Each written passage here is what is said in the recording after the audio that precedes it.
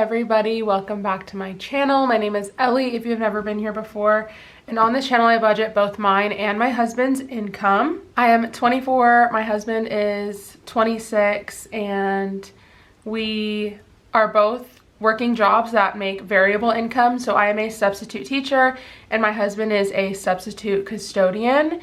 We do both work in multiple school districts. However, the way that schools work, especially in our area, we all have the same payday and it's at the end of every month. So I do have like a life update that is some good news that has happened since the last time I filmed last month.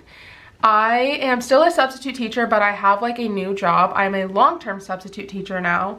I was offered a long-term position that started on October 21st and it will run through January 30th.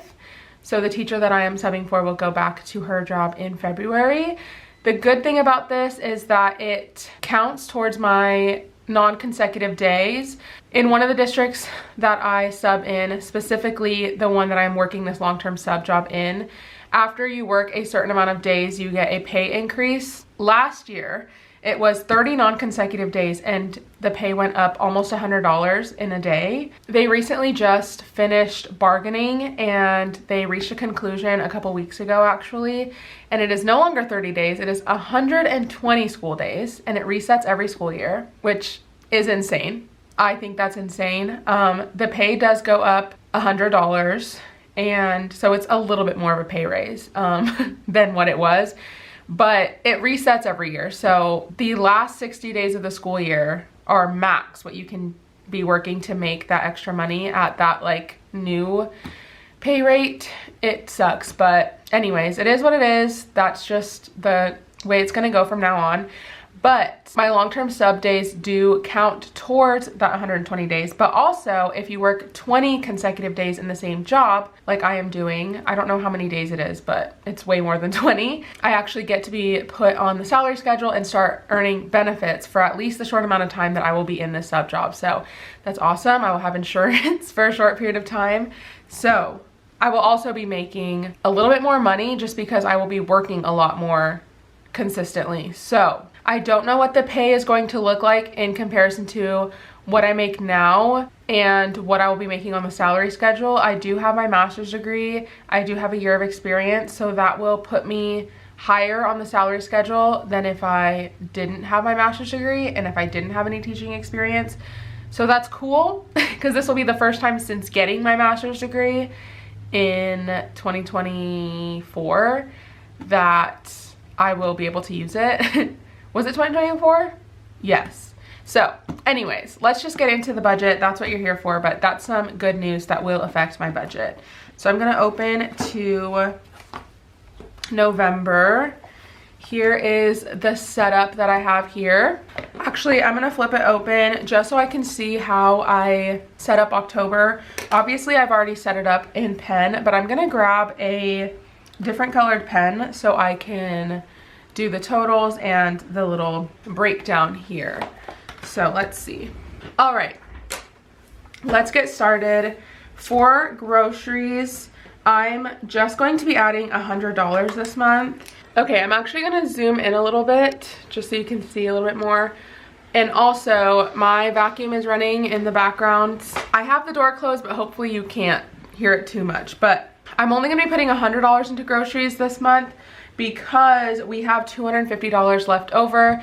I'm sure it's gonna get depleted and next month I'm going to have to add a ton more in here, but that's the hard part about monthly budget in my opinion. I think it's so much harder to gauge what you're gonna need. So gas, I'm going to be adding in only $18 because a lot of this money rolled over. I don't know exactly what happened. Also, full transparency, my husband is the one who tracks the budget for the most part as the month goes on.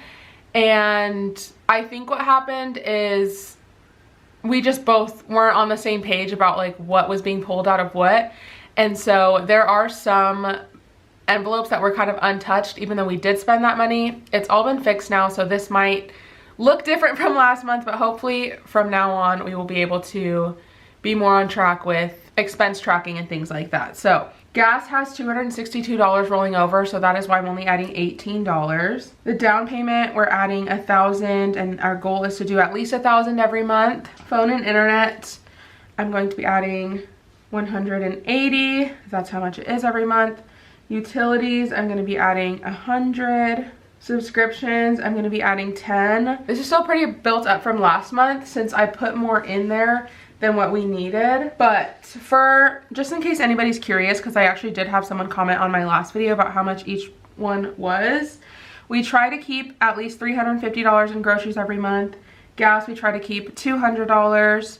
Down payment, we put $1,000 in every month, but as soon as we get to a certain amount, we're going to be fully buying our house. Phone and internet for both my husband and I's phones and our internet, it is $180 a month.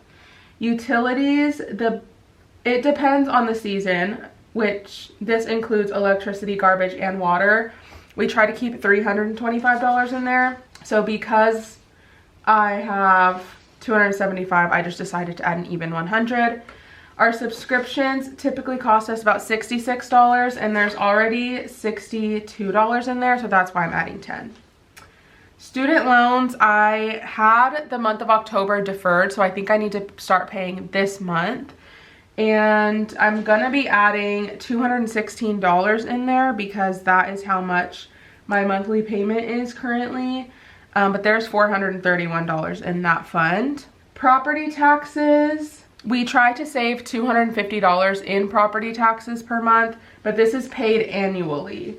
So I'm gonna add the $250 now. Our home insurance costs $150 a month, and I'm going to be adding $150. Car insurance costs $90 per month for both mine and my husband's car. And we also pay this, I think, every 6 months. So I'm gonna add the $90. Pets, we do have a Petco subscription that helps us with, I think it's called Petco Vital Care. I don't know exactly what it's called, but we get money off of their food and our dog Major's grooming. But we also try to keep money in there aside from the cost of the subscription, like for the cost of their food. We have 2 cats and a dog, so we kind of put a certain amount every month. So we try to keep at least $250 in there every month. There's already $275, so I'm just gonna add $25 just to keep putting money in it, but we don't need money in it right now. Fun and dates, this is the fund that my husband and I use when we eat out, or even if we just like go to the movies, any type of fun date. There's $75 in there, and I'm just gonna add $75 this month. And before I even continue and total this up, I forgot to tell you guys how much we made this month together. So we both got paid on October 31st because we get paid at the end of every month, and we made $3,329.40 this month. This $3,329 is what we're gonna put into our funds, and then this 40 cents we're just gonna leave in the checking account buffer. So I am going to total this up, which I think I used, let me see. I'm just gonna put this much money, 3,329 minus expenses. And I'm going to total this all up. This should equal, if I'm doing this right, hopefully I am because I'm literally writing it in pen. But let me see. 3,329, 40 minus 2,214. It should be $1,115.40. Hopefully that is correct. And then we will use the rest of this for the sinking funds. So let's get into the sinking funds. I am so sorry, you guys, if you can hear me sniffling. Yesterday I woke up with a sore throat. Today I'm feeling much better. I woke up and I didn't really have a sore throat. I've been taking emergency. I did get my flu shot today. I don't think that has an effect on it, but my nose is starting to run. So I think I am getting sick just from whatever I started feeling yesterday. I work in an elementary school, so it's like inevitable. Sick around the clock this season, but it is what it is. Sorry, I'm gonna try not to sniffle as much, but my nose is definitely running. All right, so the first sinking fund here is Ryan's hobbies. This is my husband. Ryan's sinking fund. And this is just like personal spending. He only had $50 in there, so I wanted to add 110 because I try to keep our envelopes near the same amount. He keeps telling me not to do that and just like put nothing into his account, but of course, like, he's gonna be selfless like that. So I'm putting money into his, and it makes me feel better when I put money into mine. So that'll bring his fund up to $160. So I'm gonna add 5 into mine to bring mine up to $160 as well. I didn't really spend anything in October, so I didn't have that much to spend, but November will be a different story. I'm sure December will be even worse. Our home fund, I'm going to be adding 50 in here. We use this for like anything home related that we need for the house or that we need for both of us. Like for example, I need new baking dishes, so it'll come out of here. Health and wellness, we have 150. I'm gonna add 50 more. We currently don't have health insurance, and our flu shots are probably going to cost so much. And honestly, we should have just waited because I'm gonna get insurance in the next couple of weeks. But it is what it is. Whenever we get our COVID boosters, we will hopefully have insurance. But this is kind of just for things like that, like if we need health related things. Emergency has $1,000. We're not adding anything extra into emergency. We're just keeping it at $1,000 as of right now. Car maintenance has $300, and I'm adding $200. You guys, my car has been needing things left and right, and it's making me sad because she used to be a loyal girl, but she is kind of getting on my nerves lately. So $200. Gifts has $200. We're gonna add 200 more just because Christmas is coming up. Travel has 250, and I'm gonna add 250. We don't have any travel plans coming up in the near future, so it's actually kind of a nice feeling, so we can just keep saving and saving until we have somewhere to go. Renovations has $500. I'm going to add 150. This money is kind of gonna be used, like if it ends up getting a lot of money, we can use this for renovations. But right now, honestly, whenever my husband buys with his Home Depot credit card, we'll just put this money towards that card. It now has $650. And then baby has $100, and I'm gonna add $100 more. We are not pregnant, nor are we currently trying to right now. Waiting until I get a stable income. So until then, we will just be saving up money. So I'm gonna total all of this first, and it should equal this amount up here. So it does. All right, so that means I did this correctly, thank goodness. So I'm gonna put minus sinking funds, and then that will equal 40 cents for the buffer. All right, so that was kind of a quick one, I think.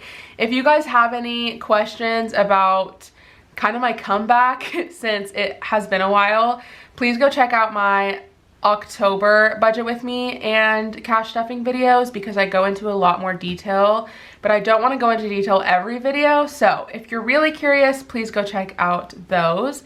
And I will see you guys in my next video, which will be coming out shortly, which is going to be me cash stuffing this money. Thank you guys so much for watching. If you liked this video, please give it a big thumbs up. If you like me, then subscribe. I'd greatly appreciate it. I'd love to have you around. And if you have any questions, please go ahead and comment. I love interacting with comments, and I'll see you guys in my next video. Bye.